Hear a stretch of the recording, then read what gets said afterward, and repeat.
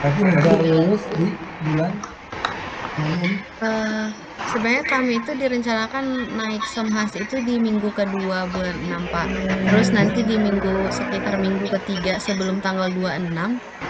Pokoknya sebelum tanggal 26 kita tuh direncanain sidang sama Bu Febri karena tanggal 26 itu terakhir pendaftaran sih Pak kebetulan karena dimajuin yang kemarin sebelumnya di bulan Hmm, 8 itu dimajuin ke bulan 6 akhir. Tapi kalau semoga sempat sih Pak kayak gitu. tahu pokoknya kalau misalkan Anda bisa menyampaikan sama menarasikan dengan oke, intinya apa tanggal 6 nggak masalah lah. Iya baik Pak. Tapi rencana wisuda di kalau misalnya Juli wisuda di kapan? Di bulan Kalau Juli, Pak. misalnya bisa selesai di Juni itu Pak masih masih ada kesempatan buat daftar di wisuda Juli Pak karena Juli itu di tanggal 25 Juli. Tapi bisa juga daftar di November, 25 November juga bisa Pak. Ada dua Hmm, dua ini lagi, ya, dua ya slot pokoknya lagi buat ini. harapannya Anda bisa sidang di Juli ini. Nanti Amin. betul bisa lulus di atau November yang penting kejar dulu yang oke. Baik Pak, amin Pak. Terima kasih banyak ya Pak. Lanjut Ya sama-sama. jalanan ya Pak. Ya silakan silakan. Baik, Pak. Sebelumnya suara saya apakah terdengar, Pak? Ya jelas. Oke, saya izin share screen ya, Pak.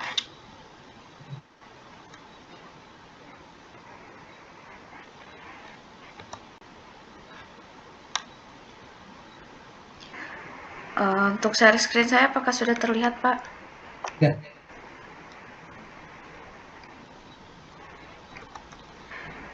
Mungkin kalau dari beberapa perbaikan yang Bapak sudah koreksi melalui WhatsApp itu sudah saya perbaiki, mulai dari eh, untuk di latar belakang karena di rumusan masalah saya ada menyebutkan Kabupaten Indramayu, di pendahuluan sudah saya jelaskan juga pemilihan di Kabupaten Indramayu itu kenapa. Selanjutnya untuk di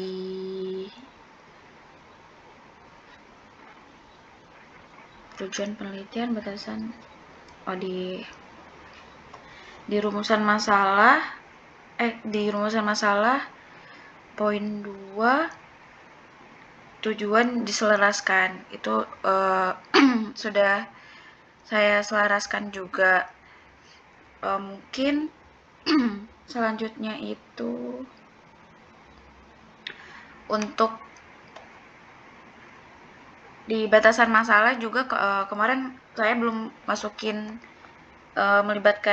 tanpa melibatkan citra optik maupun data cuaca. Nah, untuk di batasannya itu saya sudah sebutkan menggunakan citra Sentinel 2 juga untuk pembentukan vegetation mask-nya.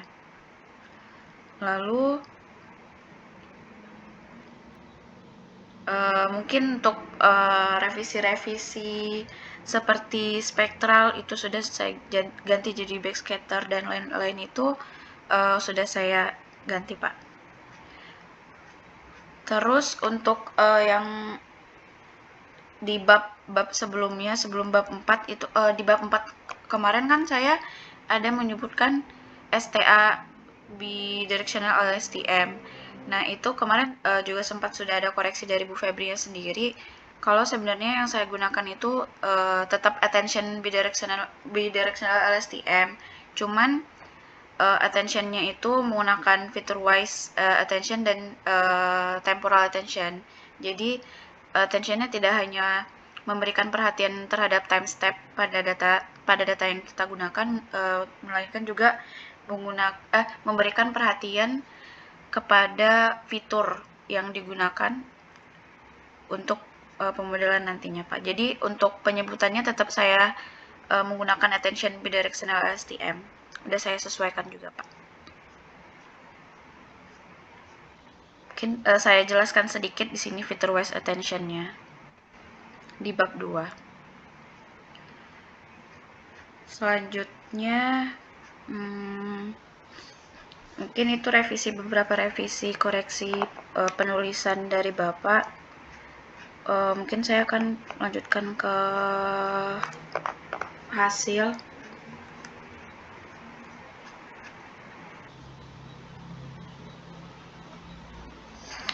Oke, mungkin dari pembentukan dataset klasifikasinya, di sini saya menggunakan interval per 15 hari.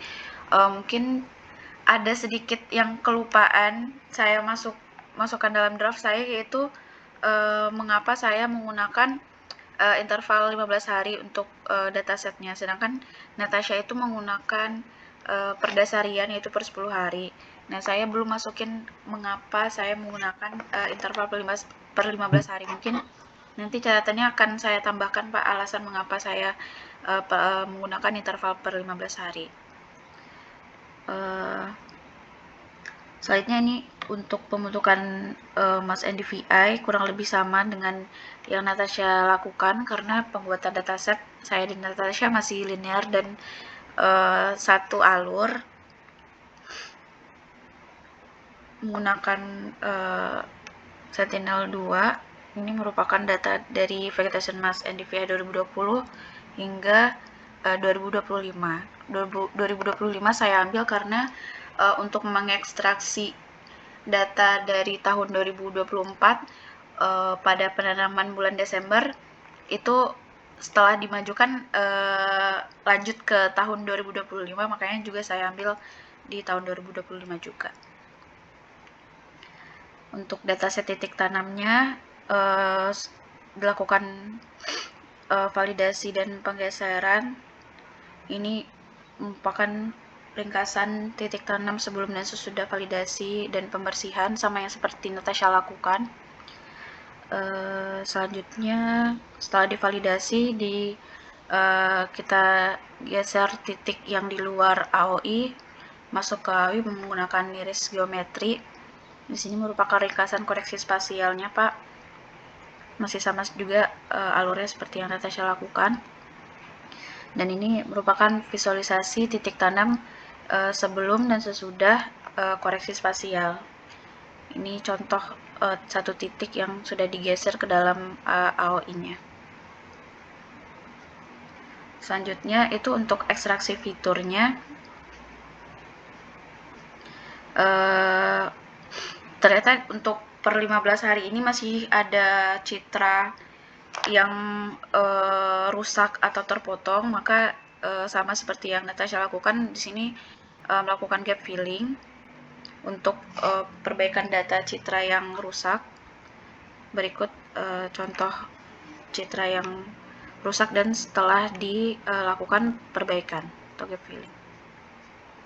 Lanjut, ini merupakan contoh dari citra Sentinel yang sudah melakukan proses gap filling dan lain-lain dari 2023 dasarnya 1 sampai 2023 bulan 1 dasarnya 1 sampai 2023 bulan 5 dasarnya 1. Saya hanya menampilkan 9 citra saja. Lanjut, ini setelah citranya terkumpul, maka dilakukan ekstraksi berdasarkan titik tanam, yang mana juga menggunakan metode buffer pada titik yang gagal diekstraksi.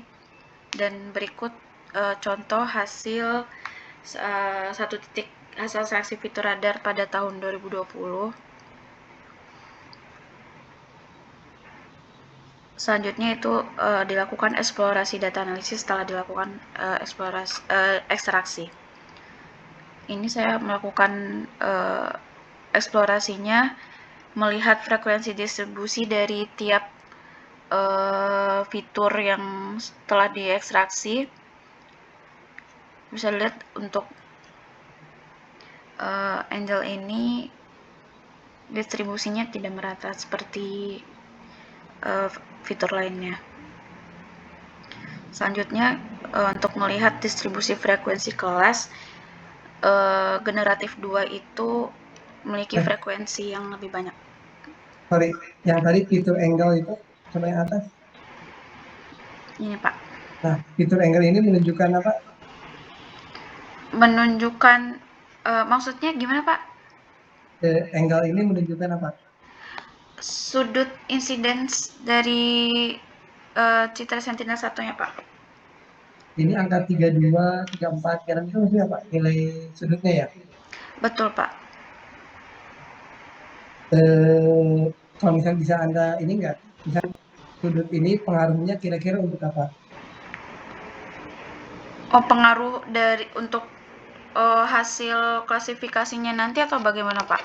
Ya, ya, misalkan kenapa kita misalnya ambil sudut juga gitu. Kenapa kita mengambil sudut? Mengambil fitur angle ini juga.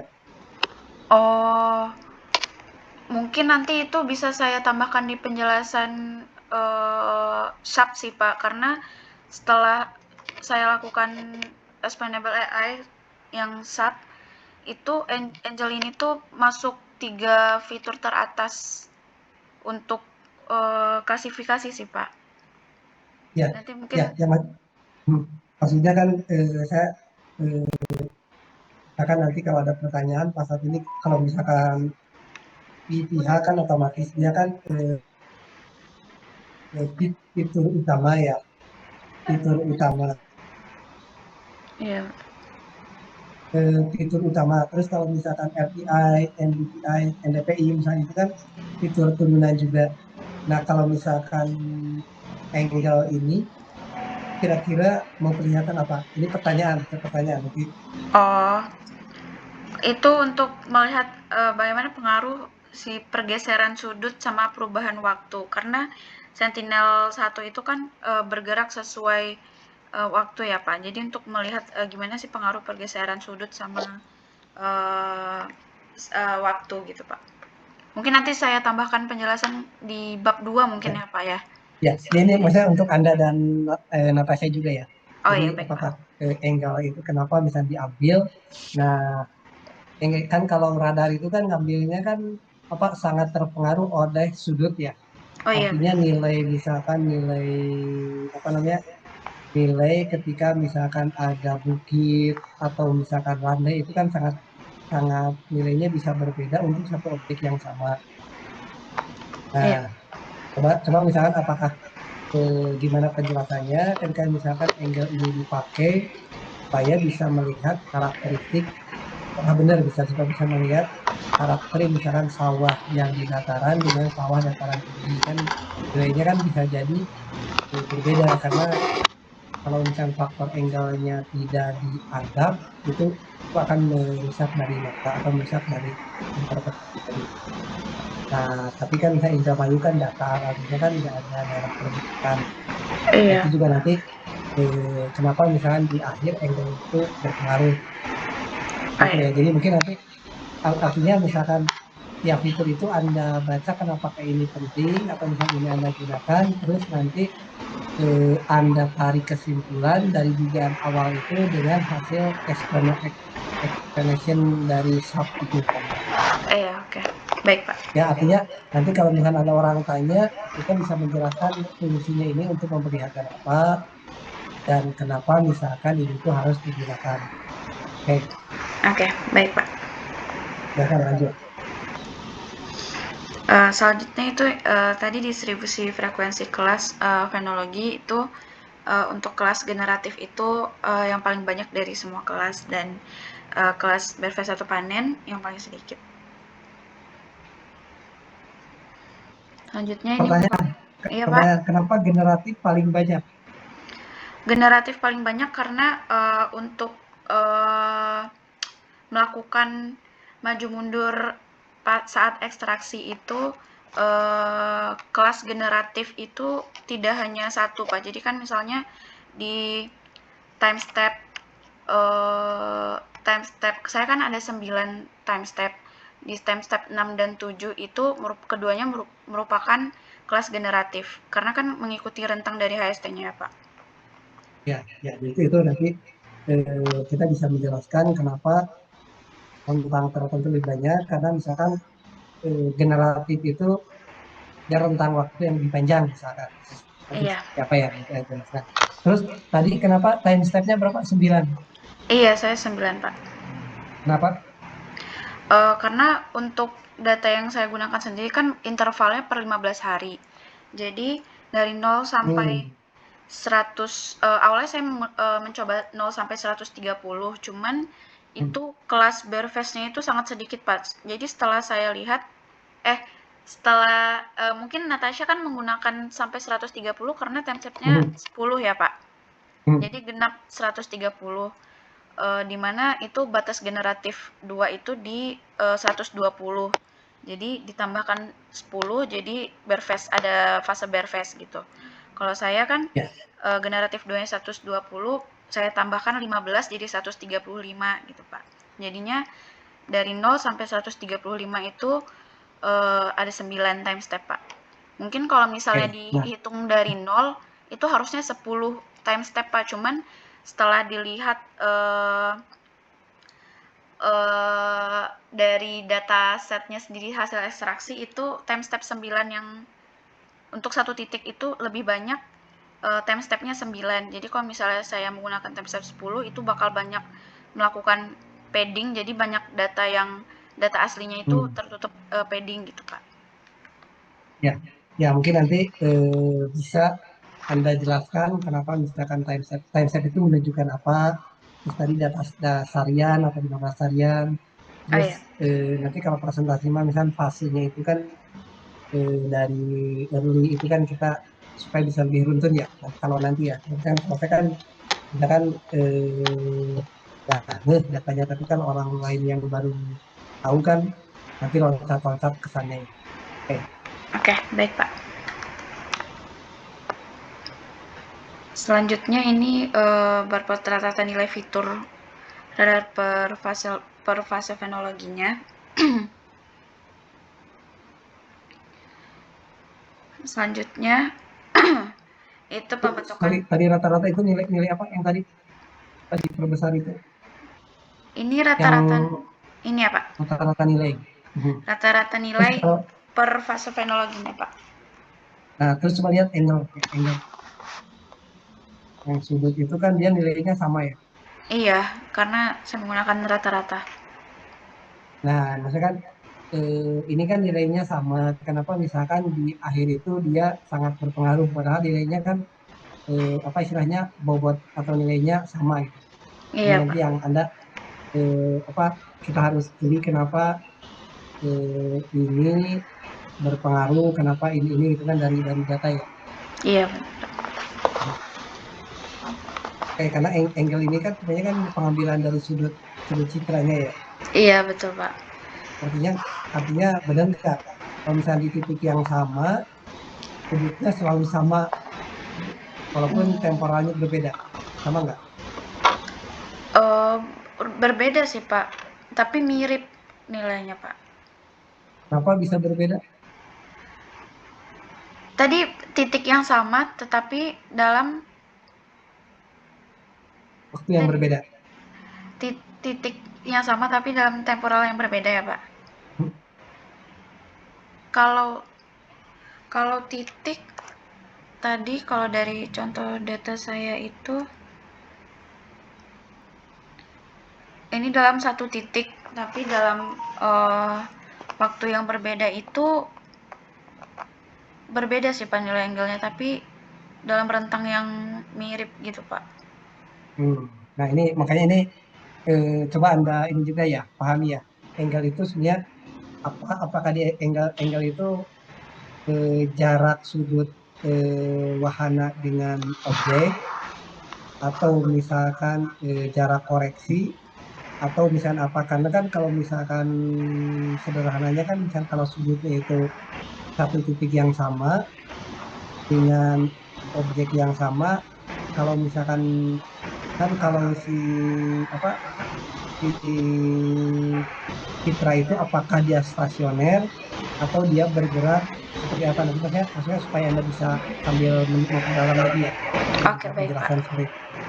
Karena kan ada yang stasioner jadi satelitnya diam bumi yang bergerak atau satelitnya yang bergerak misalkan bumi yang diam. Nah, bisa jadi kan kenapa misalkan angle-nya berubah padahal di lokasi yang sama kan seperti itu. Oke, jadi Baik, Pak. maksudnya supaya Anda lebih lebih tajam ketika angle itu diambil, terus ternyata angle itu tidak dalam waktu yang berbeda di lokasi yang sama ternyata tidak sama. Nah, nanti hal-hal seperti itu kan. Oke. Baik, Pak. Baik, Pak.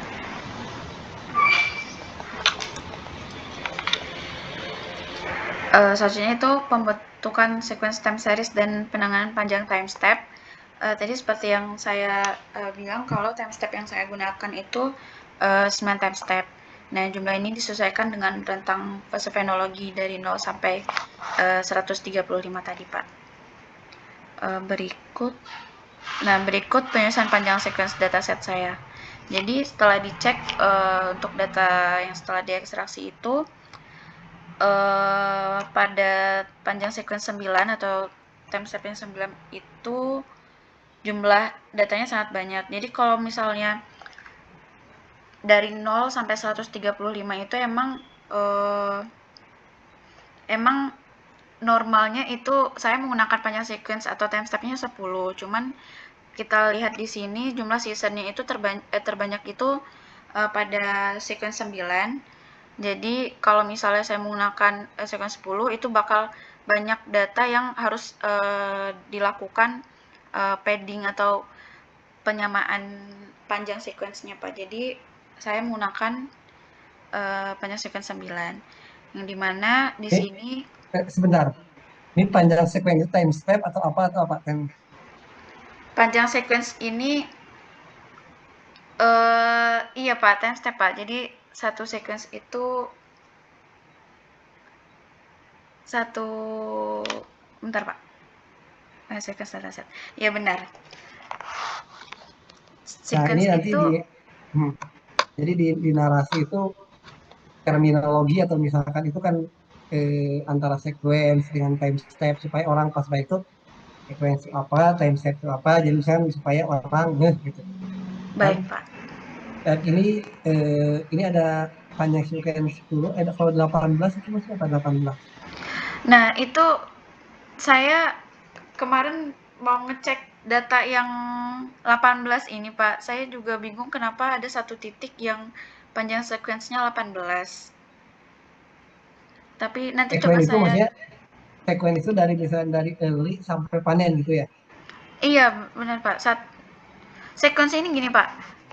Panjang sequence 1 ini berarti dia cuman hanya punya satu time step atau satu HST saja setelah diekstraksi. Hmm. Hmm. Hmm. Jadi ada satu titik, berarti kalau panjang sequence 18 berarti jumlah season ini berarti satu titik maksudnya Pak. Jadi ada satu titik yang memiliki panjang sequence-nya 18. Jadi dia ada 18 HST. Nah, itu mungkin saya cek kembali itu kenapa dia bisa punya Ya, 18 sequence itu. 18 HST atau 18 fase. 18 HST, Pak. Nah, nanti terminologi HST kan hari setelah tanam ya. Iya, Nah, benar. hari setelah tanam kan sebenarnya kan hari setelah tanam itu kan istilahnya bukan satu patokan, artinya bisa satu, bisa dua, bisa tiga, bisa empat sampai 130. Iya. Nah, tapi kalau misalkan fase itu kan tadi 6, 7 itu kan relatif. Nah, makanya nanti terminologi HST itu kan harus ini ya. Iya. Nanti Oke, baik, Pak. nanti rancu juga HST kan kita HST itu kan sebenarnya nilai hari setelah tanam yang kebetulan di diambil saat pengamatan gitu kan ya. Iya. Nah, artinya kebetulan aja misalnya HSP-nya ada yang 10, ada yang 5, ada yang 17. Nah, ada seperti itu. Jadi maksudnya terminal-terminal ini nanti jangan sampai malah menjadi membingungkan pertanyaan buat Anda ya. Oke, baik, Pak. Nah, jadi HSE itu karena didapat karena kebetulan hari tanam dengan pengamatan itulah HST. Iya, Dan oke, Pak. maksudnya kan kita kan terima datanya kan dari mereka. Jadi sebenarnya kekurangan dari data kita dibanding dengan Pamuradi, dengan data-data yang kayak itu, kita itu terima data yang adanya gitu. Nah, kalau Pamuradi itu karena dia satu lokasi Sanghyang itu satu perusahaan, dia terstruktur cara ngambilnya, misalnya hari ini, 15 hari kemudian, 30 hari kemudian. Jadi dia tuh betul-betul terkontrol. Nah, kita itu datanya seadanya dan kita istilahnya perbaiki sampai bisa dapat digunakan. Nah, itu mungkin nanti bisa jadi jawaban misalkan ataupun misalnya salah satu keunggulan dari yang Anda lakukan kalau bisa mendapatkan akurasi yang bagus dan dari nilai validasinya. Nah, tapi Baik, ini sekuen HST ini coba nanti dibuat, nanti kalau orang baca bisa ngeh gitu ya. baik Pak. Hmm. Oh, entar, kalau nggak salah. Oh iya baik Pak, nanti Nah, coba pembentukan saya. tadi pembentukan sekuen apa tuh dari yang atas? Pembentukan sekuen dilakukan menggunakan berdasarkan session ID. Iya, di sini udah saya jelasin sedikit season AD dan sekuen itu Pak. Hmm. Ya, nanti gimana caranya coba Anda melototin si data tadi. Jadi kayak begitu orang itu ngeh. Jadi ketika segmen itu menunjukkan oh apa, terus time step itu oh oke, di time step itu karena 15 hari berarti ada 9 dan time step. Nah, tapi segmen itu dari data, kalau data ditampilkan juga ya. Apa Pak? Contoh Bagaimana data Pak? yang contoh data dari DKPP-nya ditampilkan juga ya. Contoh data eh, Maksudnya yang Excel. yang Tampilan Excel Excelnya ada. di bab 3 sih Pak, ada. Oh iya, kalau misalnya ada kan berarti orang bisa ngeh gitu. Kenapa ada HST, terus sekuen itu ngambil dari mana gitu kan. Oh, baik Pak. Nah, terus ini sama juga dengan Natasha. Nanti kalau Anda kan tidak menggunakan, membedakan variabel, apa istilahnya, varietas. Nah, bisa dibahas juga nanti di bab 3 kalau misalnya Anda tampilkan tabel tersebut. Ini variabel apa, parameter varietas itu diabaikan. Nah, nanti Anda bisa apakah bisa nanti dibahas di batasan accommodation atau nanti di pembahasan dan di kesimpulan atau ditulis. Ini sama aja ya dengan pertanyaan juga. Oke, Ya, baik Pak. oke, dilanjut. Pokoknya nanti pas Anda baca, bayangin misalkan Anda baca atau misalkan saya baca, nanti kalau ada yang kurang nih, jadi nanti oh ternyata kalau orang baca itu ternyata ada yang loncat-loncat ya. Nanti saling ini ya, saling cross check ya. Baik Pak, baik Pak. Oke. Eh, jadi untuk penyelesaian sequence ini untuk time step yang kurang dari 6 itu dihapus dan 6 6 sampai 18 ini digunakan. Cuman yang lebih dari 9 itu direduksi, yang kurang dari 9 itu dilakukan padding. Namun nanti Hmm. untuk pemodelan nilai padding itu tidak digunakan. Jadi hanya pakai nilai asli saja, Pak. Ya. Oke. Selanjutnya ini pre-processing datasetnya. Untuk pembagian data dan pembentukan tensor input modelnya itu saya rasionya 70-15-15. Di sini distribusi data trend validation dan testnya.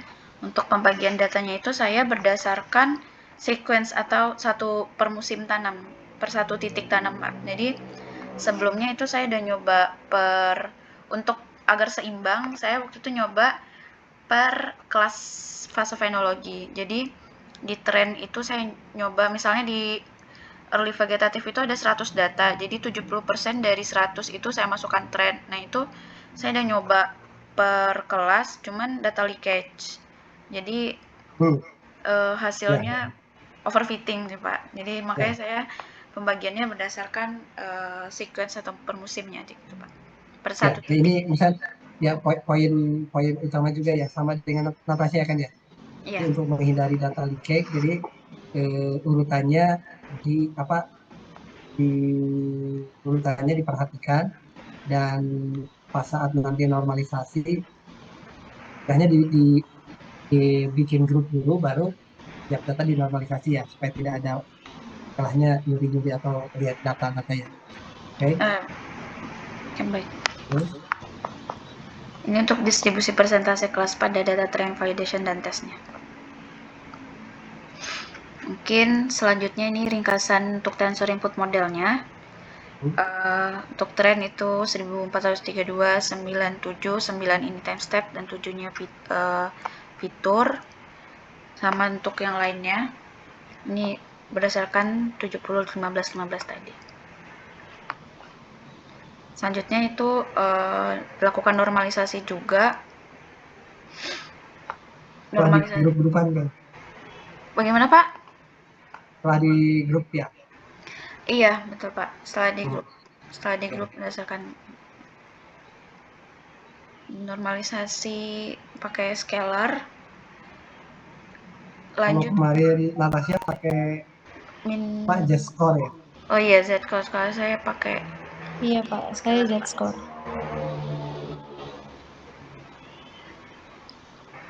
Untuk pemodelan dan evaluasi attention-nya, saya juga lakukan apple parameter tuning untuk pemilihan model terbaik. Jadi tuh sebenarnya untuk konfigurasi awal tanpa tuning itu sebenarnya hasilnya sudah bagus Pak. Cuman saya ingin melihat apakah konfigurasi yang saya gunakan itu sudah optimal atau belum. Jadi makanya saya gunakan hyperparameter tuning untuk pemilihan model terbaiknya.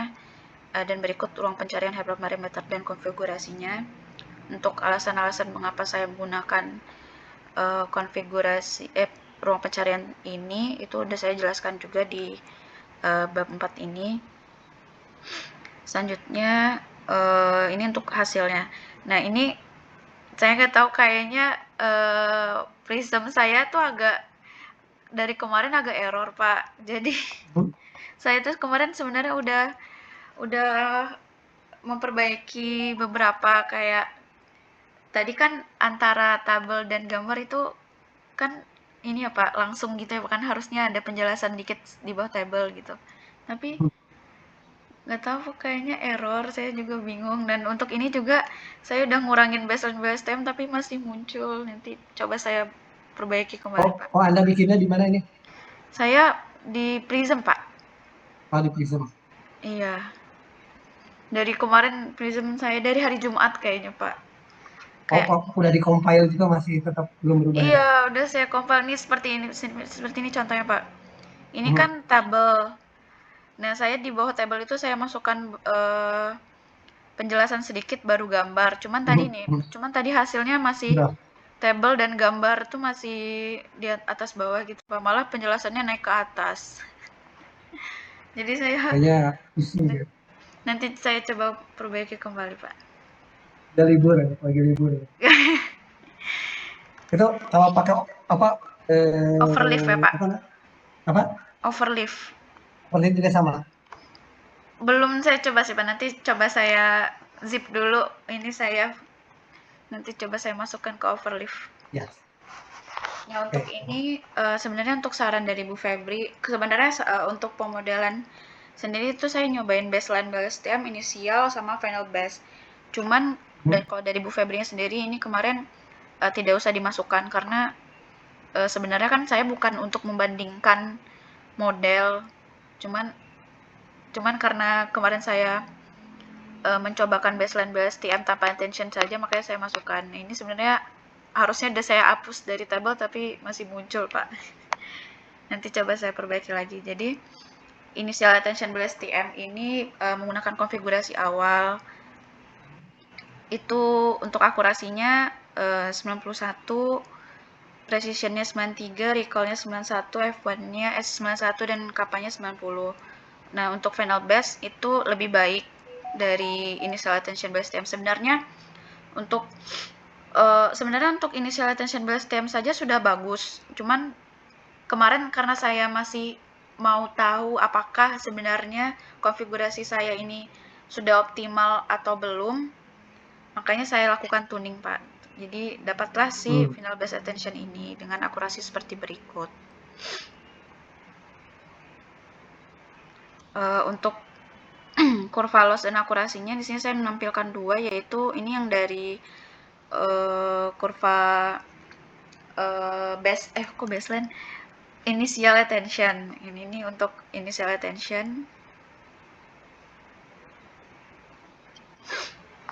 Dan di sini juga saya masukkan kurva loss untuk final best attention-nya. Nah, di sini juga saya jelaskan sedikit kenapa saya melakukan si tuning ini, final bass ini. Jadi nanti analisisnya saya jelaskan di Corvallis ini Pak nanti. Padahal kan sebenarnya kan dari inisial saja sudah cukup gitu harusnya gitu. Tapi di sini saya jelaskan juga kenapa inisial attention ini sudah stabil tapi kenapa saya lakukan tuning. Berikut ini untuk Corvallis dan dari hasil final bass-nya. Lalu juga saya lakukan visualisasi bobot attention-nya sama seperti yang Natasha lakukan. Ini untuk Peter West attention pada step dan juga bobot temporal attention global pada model final bass. Nah, kalau di sini yang attention tingginya di mana? Bagaimana Pak? Di sini yang attention nilai tingginya di mana? Di sini di time step awal Pak, karena katanya itu kalau seperti yang saya lihat gitu, dia memberikan bobot tinggi untuk time step awal karena katanya time step awal itu merupakan baseline dari fase fenologi, jadi dia lebih mana ya Pak, entar Pak. Dia menunjukkan pada depan di model menggunakan fase fenologi. Jadi time step awal itu menunjukkan periode pengamatan yang lebih diperhatikan oleh model. Jadi model itu lebih bisa menangkap pada fase awal, Pak. Jadi makanya dia memberikan bobot tinggi pada time step 1 ini, Pak. Nah, coba misalkan Anda telah ya, misalkan lihat dari data, lihat dari hasil grafik ini, terus lihat juga dengan kondisi real. Ini kan yang membedakannya kan ini kan LSTM dengan yang Natasha itu bedanya apa ya? Oh iya, baik. Nah, jadi nanti Anda bisa menarik dan nggak antara teoritis atau hipotesa dengan hasilan itu bisa tarik kesimpulan yang sesuai dengan teoritis ya. Jadi Anda bisa menjelaskan kenapa misalkan di model ini attention-nya di awal. Nah, karena pengaruh sedangkan misalnya Acacia kan di fase 6, 7, 8, 9. iya. Nah, itu nanti karena kan bisa jadi Anda sidangnya kan bisa jadi bareng ya. Iya. Kalau berdekatan nanti kan ini kan pasti jadi pertanyaan. Jadi Anda harus bisa menelaah ya. Maksud tadi Natasha juga kenapa di sini, terus Anda kenapa di sini. Jadi harus bisa dijelaskan dengan baik ya. Baik Pak. Oke baik Pak. Nanti saya cari tahu lagi. Ini untuk analisis conversion matrix-nya. Ini gambarnya juga terpotong, nanti coba saya ganti lagi Pak. Untuk kesalahan prediksi itu di kelas-kelas vegetatif 2, vegetatif 1 dan early vegetatif. Untuk kelas generatif 1 dan 2 sampai berfase atau panen itu kesalahannya lebih sedikit dari kelas vegetatif yang di awal ini. Ya, ini apakah benar kalau misalkan pas saat awal itu nilainya relatif gradasinya tidak terlalu berbeda, tapi ketika misalkan di ujung itu nilainya kenaikannya misalnya mulai naik ya, artinya makanya Anda lihat dalam data Anda atau misalnya ditelaah ternyata kenapa misalnya di awal itu relatif keliru karena bisa jadi nilainya mirip-mirip sekarang ya kan. Iya, baik Pak. Nanti saya telah lagi. Untuk evaluasi kinerja model klasifikasi fase fenologinya, ini ringkasan untuk final base attention pada data test, untuk akurasi, precision, dan recall sampai kapannya. Seperti berikut Pak, untuk akurasinya. Dan juga untuk evaluasi modelnya juga saya lakukan per kelas pada data test. Itu kelas Berfast yang untuk akurasinya paling tinggi Pak, 99, 100%, dan supportnya 305. Itu mirip-mirip Malaysia ya? Bagaimana Pak? Ya, mirip-mirip yang tadi Malaysia lakukan kan. Iya. Kira-kira paling banyak. Betul Pak, mirip seperti yang Natasha lakukan. Vegetatif 1-2 itu relatif rendah ya, yang tadi Natasha juga ya? Iya, sama seperti di confusion matrix bisa kita lihat yang kelas vegetatif ini kan kesalahan prediksinya lebih banyak dari kelas lainnya Pak. Oke. Lalu interpretasi model menggunakan SAP, awalnya itu saya interpretasinya itu per kelas. Jadi jadi Bu Febri nyuruh saya untuk ngelihat gimana interpretasi SAP ini tapi yang global, maksudnya dari keseluruhan klasifikasi ini fase mana yang paling berpengaruh.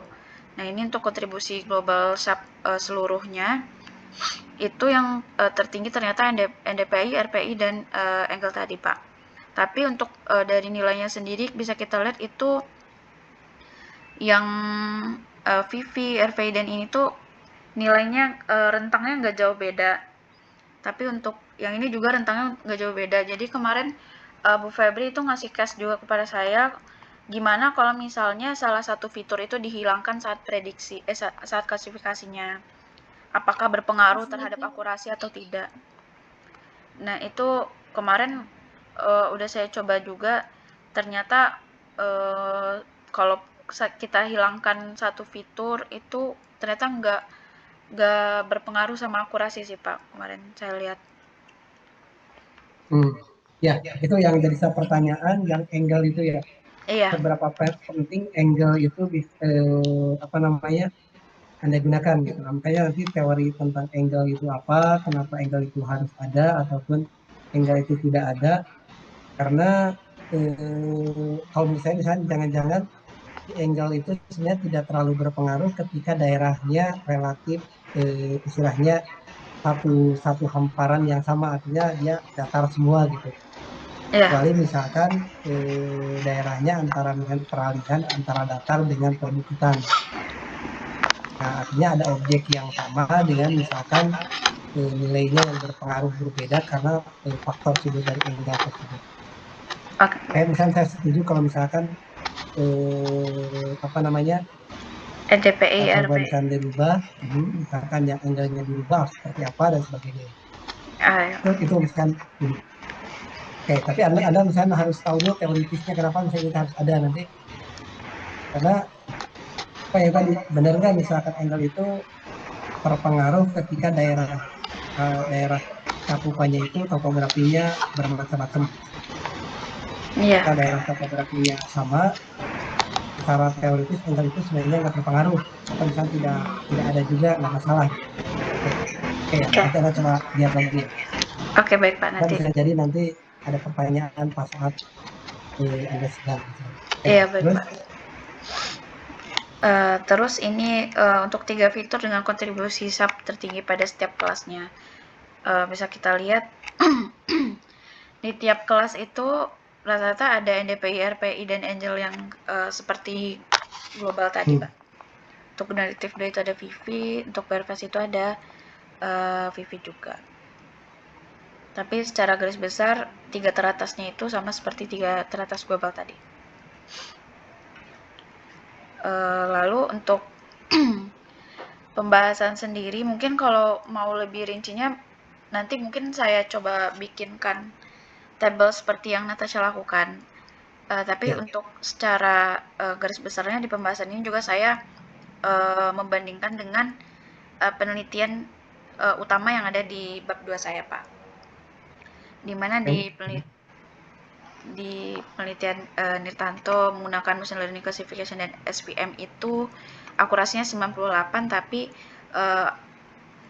yang dilakukan hanya melakukan 4 fase, jadi kompleksitas kelasnya lebih rendah. Sedangkan untuk Muradi itu kapannya 98% menggunakan random forest dan Sentinel-1, namun pendekatan tersebut masih menggunakan machine learning konvensional dan tidak eksplisit menggunakan dependensi temporal antar waktu pengamatan yang seperti kita lakukan.